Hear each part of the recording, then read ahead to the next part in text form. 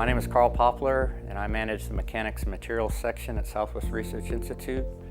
We focus on characterizing the mechanical behavior of materials so that we can predict their performance in situ.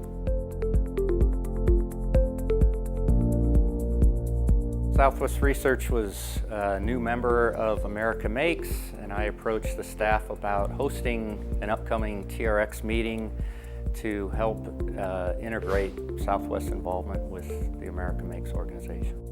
Southwest have been working on and off in additive for a number of years. There's broad interest at the Institute in additive, and we figured this was a way to bring some exposure of the opportunities and the technology that Southwest has to offer to the additive manufacturing development.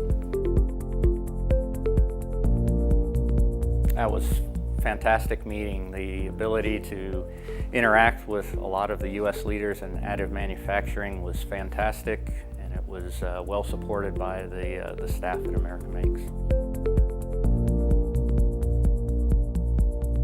If you're thinking of hosting an America Makes TRX, you definitely should take advantage of that opportunity. The opportunity to collaborate with some of these leaders is well worth the effort.